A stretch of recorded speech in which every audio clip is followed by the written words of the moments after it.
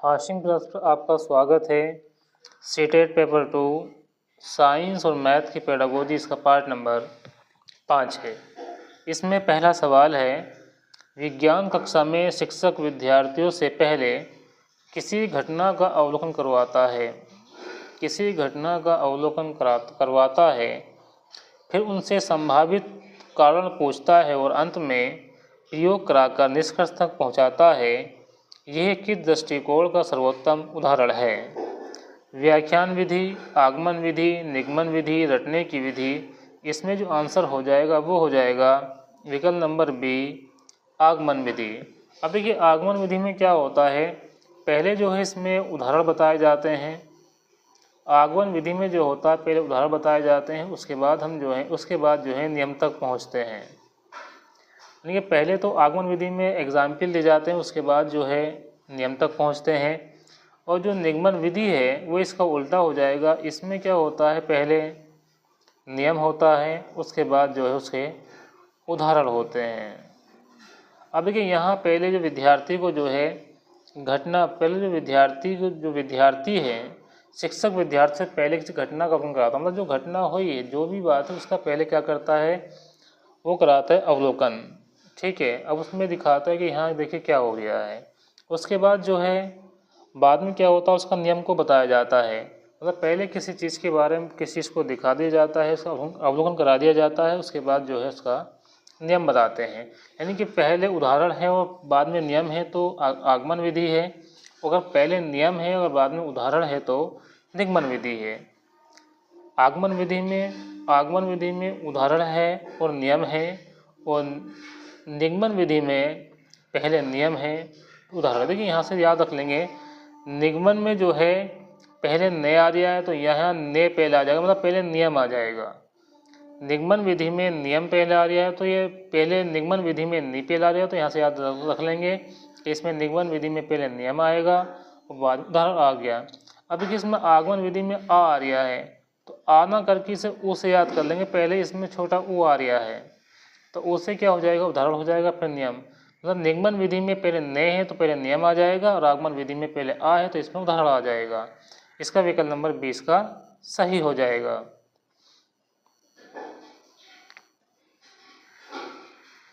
यदि अधिकांश विद्यार्थी मानते हैं कि भारी वस्तुएं हमेशा हल्की वस्तुओं से पहले गिरती है, तो ज़्यादातर जो विद्यार्थी हैं वो यह मानते हैं कि जो भारी जो वस्तु होती है वो हल्की वस्तु से पहले गिरती है, तो शिक्षक का पहला कदम क्या होना चाहिए? सही उत्तर लिखवा देना, विद्यार्थियों की पूर्व अवधारणा जानकर प्रयोग करवाना, उन्हें दंड देना, अध्याय बदल देना। तो विकल्प नंबर इसका जो है 20 ही हो जाएगा, विद्यार्थियों की पूर्व अवधारणा जानकर प्रयोग करवाना। विज्ञान शिक्षण का मुख्य उद्देश्य क्या है? केवल परीक्षा में अंक बढ़ाना, वैज्ञानिक दृष्टिकोण एवं समस्या समाधान क्षमता विकसित करना, सभी परिभाषाएं याद करना, गृह कार्य पूरा कराना। तो विकल्प नंबर बी जो है इसका आंसर हो जाएगा, वैज्ञानिक दृष्टिकोण एवं समस्या समाधान क्षमता विकसित करना। निम्न में से कौन सा प्रश्न उच्च स्तरीय चिंतन, हायर ऑर्डर थिंकिंग को बढ़ावा देता है? प्रकाश संश्लेषण की परिभाषा लिखिए। क्लोरोफिल कहाँ पाया जाता है? यदि पौधों में क्लोरोफिल ना हो तो पारिस्थितिक तंत्र पर क्या प्रभाव पड़ेगा? पौधों का चित्र बनाइए। तो विकल्प नंबर सी इसका आंसर हो जाएगा, यदि पौधों में क्लोरोफिल ना हो तो पारिस्थितिक तंत्र पर क्या प्रभाव पड़ेगा?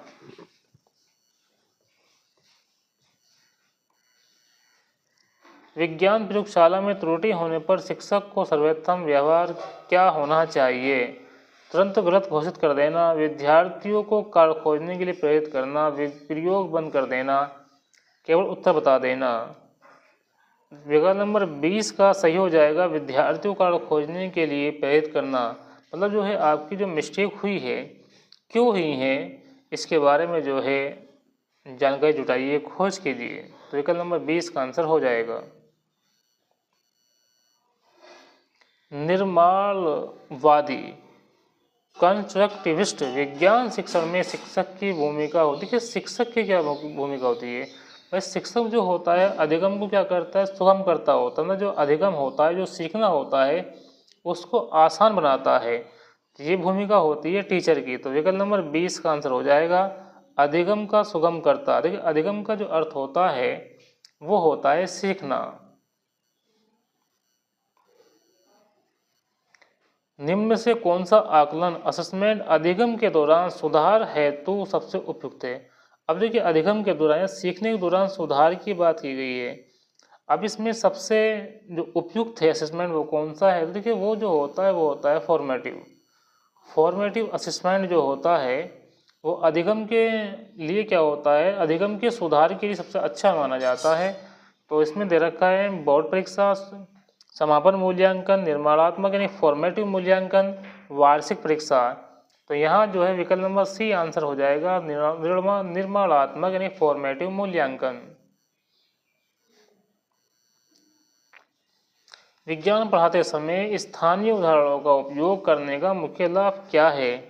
समय अधिक लगता है, अवधारणाएं वास्तविक जीवन से जुड़ती है, पाठ्यक्रम छोटा हो जाता है, गृह कार्य कम हो जाता है। तो विकल्प नंबर 20 का आंसर हो जाएगा अवधारणाएं वास्तविक जीवन से जुड़ती है।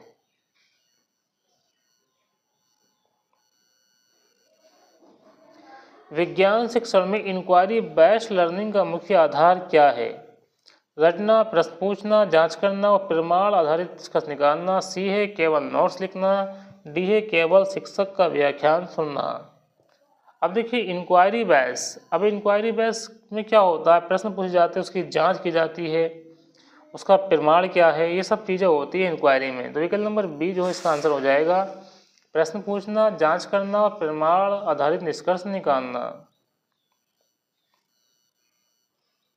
यदि किसी विज्ञान प्रश्न के कई संभावित समाधान हो तो मुख्यतः किस कौशल का विकास करता है। स्मृति, रचनात्मक एवं आलोचनात्मक चिंतन, हस्तलेखन, वर्तनी। तो विकल्प नंबर 20 का आंसर हो जाएगा रचनात्मक एवं आलोचनात्मक चिंतन। कक्षा देखिए इसमें 11वां सवाल है, विज्ञान कक्षा में शिक्षक विद्यार्थियों से किस समस्या के अनेक समाधान खोजने को कहता है। इससे मुख्यतः कौन सा कौशल विकसित होता है। स्मृति, अभिसारी चिंतन, अपसारी चिंतन, रटने की क्षमता। तो इससे विकल्प नंबर सी सही हो जाएगा अपसारी चिंतन।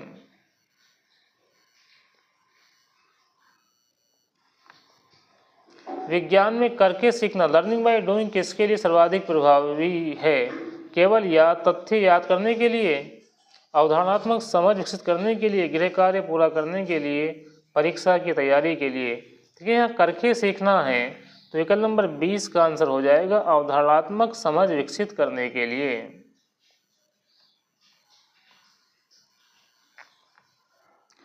विज्ञान शिक्षक विद्यार्थियों को पौधों का स्थानीय सर्वेक्षण करने के लिए भेजता है।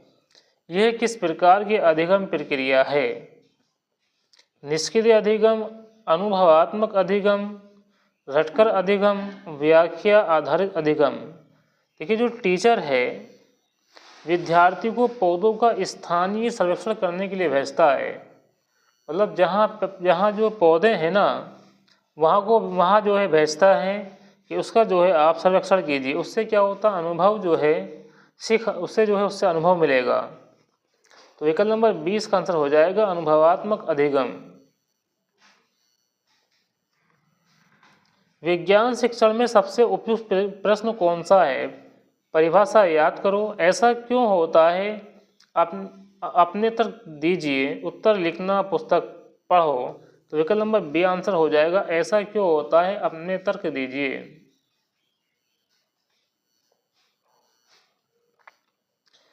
यदि छात्र प्रयोग का अपेक्षित परिणाम प्राप्त नहीं करते हैं, शिक्षक को क्या करना चाहिए। प्रयोग रोक देना, परिणाम के कारणों का विश्लेषण करवाना, विद्यार्थियों को डांटना, उत्तर स्वयं बताना। अब देखिए छात्र जब प्रयोग करता है तो परिणाम उसके ठीक नहीं आते हैं तो वहाँ क्या होगा, उसका जो है विश्लेषण किया जाएगा, मतलब परिणाम ठीक जो है क्यों नहीं आ रहे। तो विकल्प नंबर 20 का आंसर हो जाएगा परिणाम के कारणों का विश्लेषण करवाना।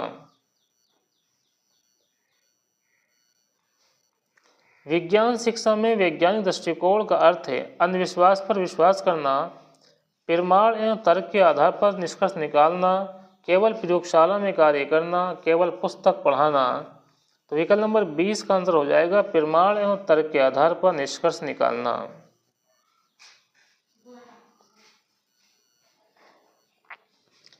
सवाल नंबर 17, निम्न में से कौन सा प्रश्न विश्लेषणात्मक सोच को बढ़ावा देता है? जल का सूत्र लिखिए, यदि जल रंगहीन ना हो तो जीवन पर क्या प्रभाव पड़ता? जल की परिभाषा लिखिए, जल का चित्र बनाइए। तो विकल्प नंबर 20 का आंसर हो जाएगा यदि जल रंगहीन ना हो तो जीवन पर क्या प्रभाव पड़ता।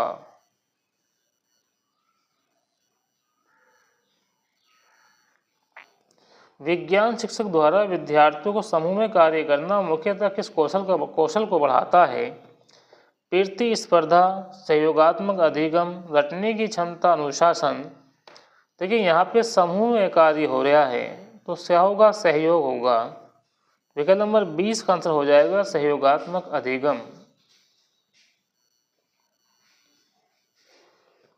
विज्ञान में अवधारणा निर्माण के लिए सबसे प्रभावी क्रम है नियम, उदाहरण, अनुभव, अवलोकन, निष्कर्ष, उत्तर, प्रश्न, परिभाषा, रटना।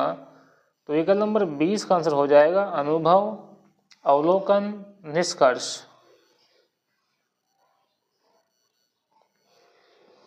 विज्ञान में गलत उत्तर देने वाले विद्यार्थी की प्रति शिक्षक के दृष्टिकोण होना चाहिए रचनात्मक, सहायक एवं सुधारात्मक, उपेक्षापूर्ण, कठोर। विकल्प नंबर 20 का आंसर हो जाएगा सहायक एवं सुधारात्मक। विज्ञान कक्षा में मॉडल का प्रयोग मुख्यतः किस लिए किया जाता है? सजावट के लिए, जटिल अवधारणाओं को सरल बनाने के लिए, समय बिताने के लिए, परीक्षा लाने के लिए। तो विकल्प नंबर बी हो जाएगा जटिल अवधारणाओं को सरल बनाने के लिए जो है मॉडल का प्रयोग किया जाता है।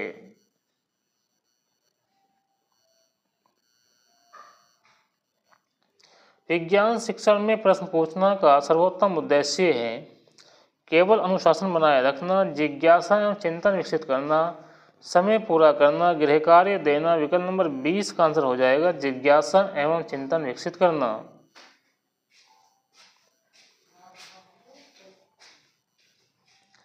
विज्ञान में सतत एवं व्यापक मूल्यांकन CCE का प्रमुख उद्देश्य है केवल अंक देना, अधिगम में निरंतर सुधार करना, विद्यार्थियों की तुलना करना, केवल वार्षिक परीक्षा लेना। अब देखिए सतत की यहाँ बात कर रहे हैं यानी कि निरंतर की बात चल रही है, लगातार की बात चल रही है। तो विकल्प नंबर 20 का आंसर हो जाएगा अधिगम यानी कि सीखने में निरंतर जो सुधार करना है, लगातार जो है इसमें सुधार करना है अधिगम में।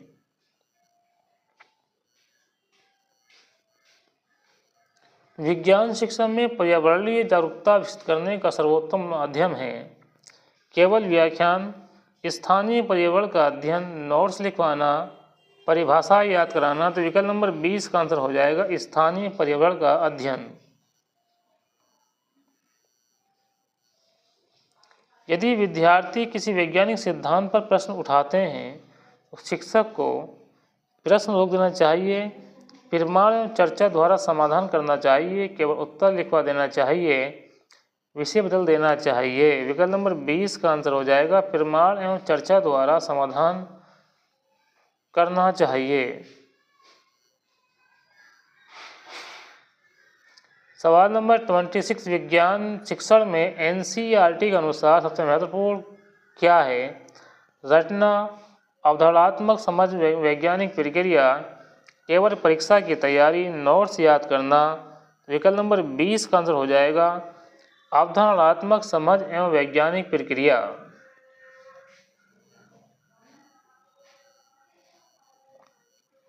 विज्ञान प्रयोग में सुरक्षा नियमों का पालन क्यों आवश्यक है? अंक बढ़ाने के लिए, सुरक्षित एवं प्रभावी अधिगम के लिए, समय बचाने के लिए, केवल औपचारिकता के लिए। देखिए सुरक्षा की बात चल रही है तो यहाँ क्यों है पालन आवश्यक है? सुरक्षा है तो सुरक्षित के लिए है। तो विकल्प नंबर 20 का आंसर हो जाएगा सुरक्षित एवं प्रभावी अधिगम के लिए। अब सवाल नंबर 28 विज्ञान में परियोजना कार्य प्रोजेक्ट वर्क मुख्यतः विकसित करता है केवल स्मृति, समस्या समाधान एवं अनुसंधान कौशल, केवल लेखन कौशल, रटने क्षमता। अब देखिए विकल्प नंबर 20 का आंसर हो जाएगा समस्या समाधान एवं अनुसंधान कौशल। केवल लेखन कौशल की तो बात होगी नहीं, रटने की यह बात नहीं होगी, केवल स्मृति बात नहीं, केवल वाले तो नेगेटिव में पहुंच जाएंगे। तो इसका विकल्प नंबर 20 सही हो जाएगा समस्या समाधान एवं अनुसंधान कौशल। विज्ञान शिक्षक द्वारा विद्यार्थियों से दैनिक जीवन की घटना को विज्ञान से जोड़ने के लिए कहना किस उद्देश्य को पूरा करता है? केवल गृह कार्य, विज्ञान को जीवन से जोड़ना, समय बिताना, परीक्षा की तैयारी। अब इसमें क्या है? इसका विकल्प नंबर 20 ही हो जाएगा विज्ञान को जीवन से जोड़ना।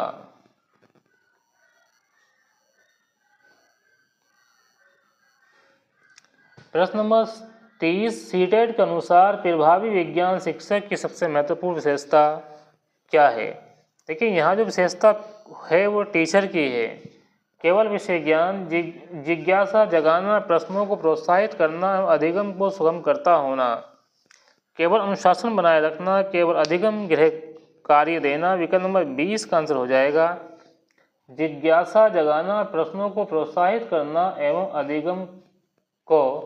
अधिगम का सुगम करता होना। अब देखिए यहाँ साइंस के 30 क्वेश्चन थे पेडागोजी के। अब मैथ की पेडागोजी के जो है क्वेश्चन हैं। पहला सवाल है इसमें, गणित की कक्षा में शिक्षक विद्यार्थियों से किसी प्रश्न को हल करने के अनेक तरीके खोजने के लिए कहता है, इसका प्रमुख उद्देश्य क्या है? गणना की गति बढ़ाना, रचनात्मक एवं गणितीय चिंतन विकसित करना, उत्तर याद कराना, गृह कार्य कराना। तो विकल्प नंबर 20 का आंसर हो जाएगा रचनात्मक एवं गणितीय चिंतन विकसित करना।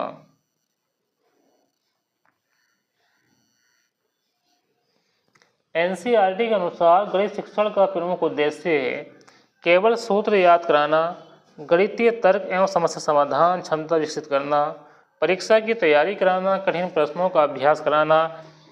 विकल्प नंबर 20 का आंसर हो जाएगा गणितीय तर्क एवं समस्या समाधान क्षमता विकसित करना।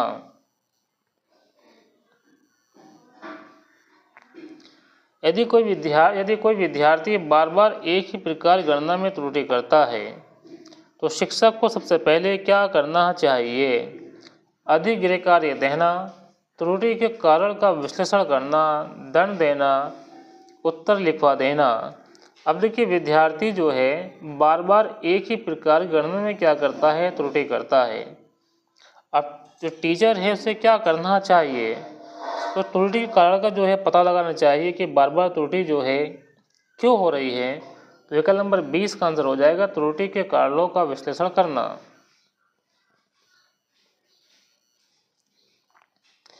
निर्माणवादी कंस्ट्रक्टिविस्ट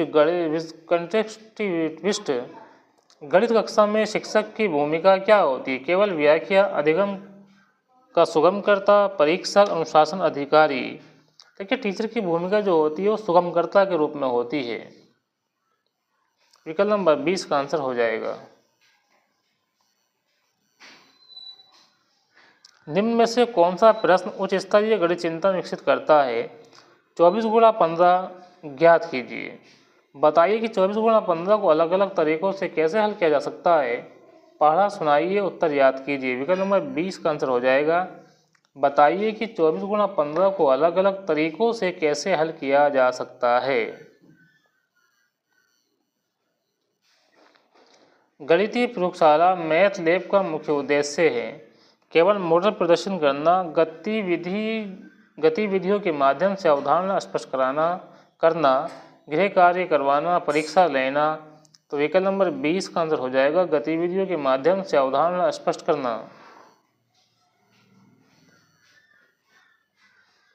गणित गलती को शिक्षक को किस रूप में देखना चाहिए? असफलता, सीखने का अवसर, अनुशासनहीनता, लापरवाही।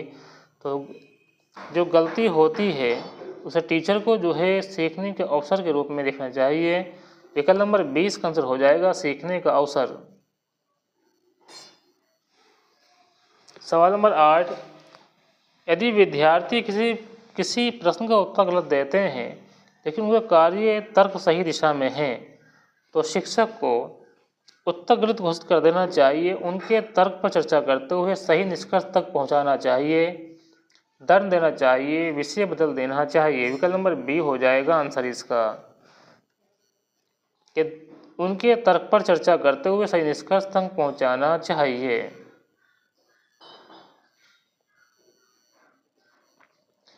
गणितीय संचार मैथमेटिकल कम्युनिकेशन का अर्थ है केवल उत्तर लिखना, अपने गणितीय विचारों को स्पष्ट रूप से व्यक्त करना, केवल सूत्र याद करना, गणना करना। देखिए यहाँ बात चल रही है कम्युनिकेशन की, तो इसमें क्या होंगे, अपने विचार जो हैं, जो विचार है उसको स्पष्ट रूप जो विचार हैं उन्हें जो व्यक्त करना है, अपने गणितीय विचारों को स्पष्ट रूप से व्यक्त करना। विकल्प नंबर 20 का आंसर सही हो जाएगा। अब देखिए यहाँ पे सवाल है, फॉर्मेटिव असेसमेंट का मुख्य उद्देश्य है रैंक देना, अधिगम में सुधार है तो निरंतर पुष्टि देना यानी फीडबैक देना, अंतिम परिणाम घोषित करना, केवल अंक देना। देखिए फॉर्मेटिव असेसमेंट की बात हो रही है तो इसमें क्या है, अधिगम में सुधार है, सुधार के लिए है, तो विकल्प नंबर बी जो है इसका आंसर हो जाएगा। सवाल नंबर 11 है, गणित पढ़ाते समय स्थानीय उदाहरणों का प्रयोग क्यों उपयोगी है? समय अधिक लगता है, अवधारणाएं वास्तविक जीवन से जुड़ती है, पाठ्यक्रम छोटा हो जाता है, केवल मनोरंजन होता है। विकल्प नंबर 20 का आंसर हो जाएगा, अवधारणाएं वास्तविक जीवन से जुड़ती है।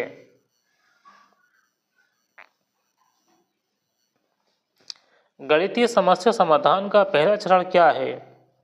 उत्तर लिखना, समस्या को समझना, सूत्र याद करना, गणना करना। तो विकल्प नंबर 20 का आंसर हो जाएगा समस्या को समझना। यदि विद्यार्थी दो अलग अलग विधियों से सही उत्तर प्राप्त करते हैं, शिक्षक को केवल एक विधि स्वीकार करनी चाहिए, दोनों विधियों पर चर्चा करनी चाहिए, एक विधि को गलत बताना चाहिए, अंक काट लेना चाहिए। विकल्प नंबर 20 का आंसर हो जाएगा दोनों विधियों पर चर्चा करनी चाहिए।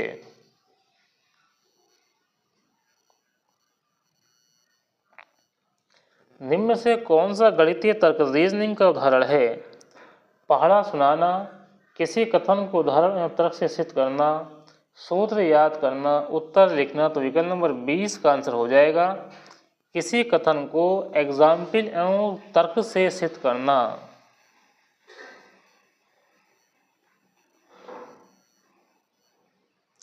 सवाल नंबर 15, गणित में मैनिपुलेटिव जैसे डेंस ब्लॉक्स जो बार्ड का उपयोग मुख्यतः किस लिए किया जाता है? सजावट के लिए, अमूर्त अवधारणाओं को मूर्त रूप में समझाने के लिए, परीक्षा के लिए। तो इसका विकल्प नंबर 20 सही हो जाएगा, अमूर्त अवधारणाओं को मूर्त रूप में समझाने के लिए।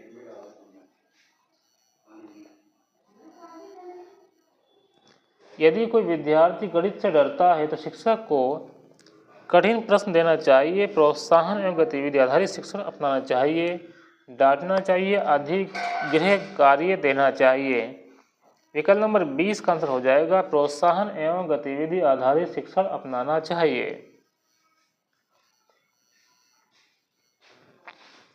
गणित में खुले प्रश्न ओपन एंडेड क्वेश्चन का प्रमुख लाभ क्या है?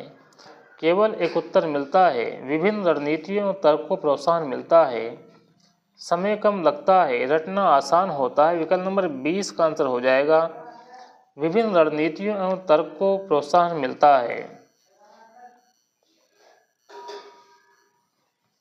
सवाल नंबर 18, गणित शिक्षण में सहकारी अधिगम कोऑपरेटिव लर्निंग का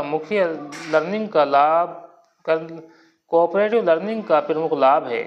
प्रतियोगिता बढ़ाना, देखिए प्रतियोगिता तो यहाँ नहीं है, विचारों का आदान प्रदान एवं सामूहिक समस्या समाधान, गृह कार्य करना, केवल अंक बढ़ाना, तो विकल्प नंबर 20 का आंसर हो जाएगा विचारों का आदान प्रदान एवं सामूहिक समस्या समाधान। गणितीय दक्षता मैथमेटिकल प्रोफिशिएंसी का महत्वपूर्ण घटक कौन सा है? केवल गणना, वैचारिक समझ, प्रक्रियात्मक दक्षता, तर्क एवं समस्या समाधान, केवल सूत्र याद करना, केवल अभ्यास करना। विकल्प नंबर 20 का आंसर विकल्प नंबर बी जो है इसका आंसर हो जाएगा बी, वैचारिक समझ, प्रक्रियात्मक दक्षता, तर्क एवं समस्या समाधान। विकल्प नंबर बी सही हो जाएगा। प्रभावी गणित शिक्षक की सबसे महत्वपूर्ण विशेषता क्या है? केवल कठिन प्रश्न हल करना, विद्यार्थियों को सोचने, तर्क करने और अपने समाधान समझाने के लिए प्रेरित करना, केवल तेजी से पढ़ाना, केवल परीक्षा पर ध्यान देना। तो विकल्प नंबर 20 का आंसर हो जाएगा विद्यार्थियों को सोचने, तर्क करने और अपने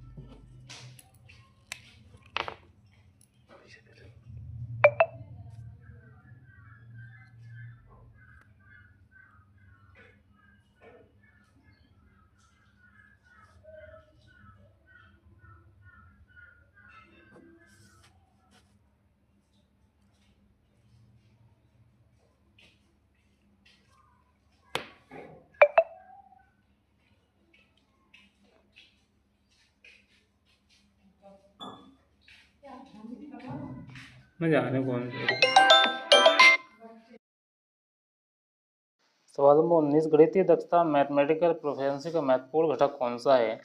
तो यहाँ विकल्प नंबर 20 का आंसर हो जाएगा वैचारिक समझ, प्रक्रियात्मक दक्षता, तर्क एवं समस्या समाधान।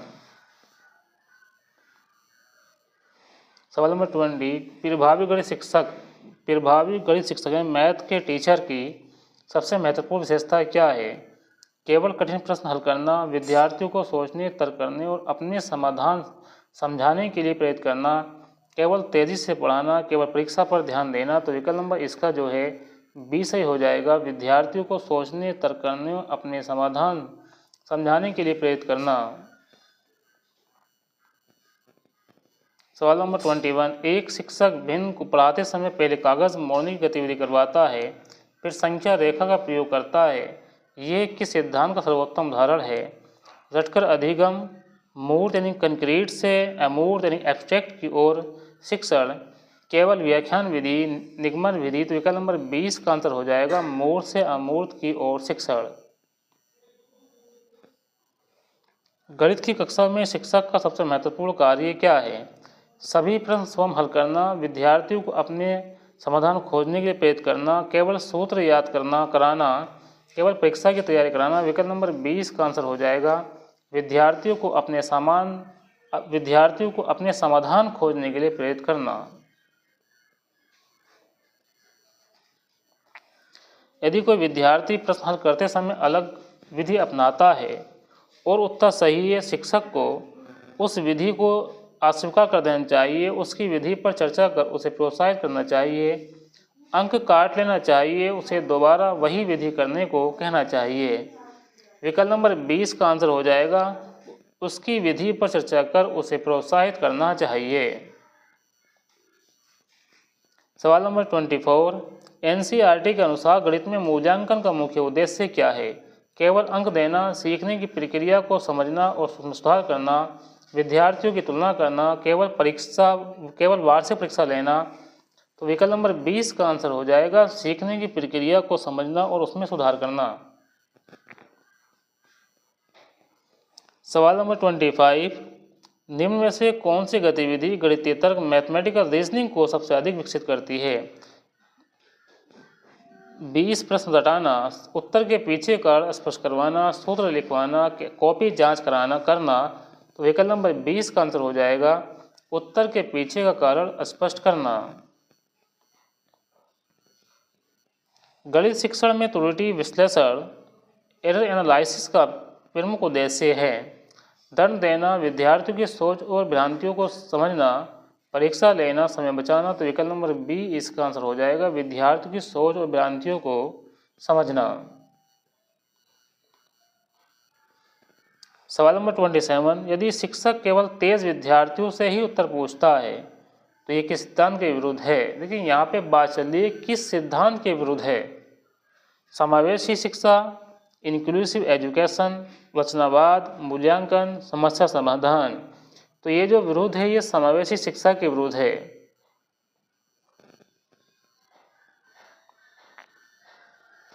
सवाल नंबर 28, गणित में थिंक पेयर शेयर रणनीति का मुख्य उद्देश्य क्या है।